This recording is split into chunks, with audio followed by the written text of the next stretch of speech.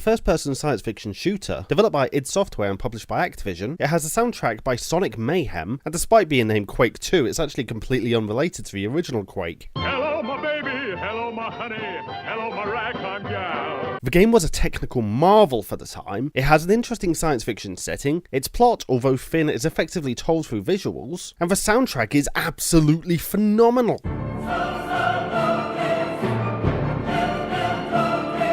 The graphics are very muddy, the level design can be confusing and frustrating at times, and some sections can become very tedious and even boring.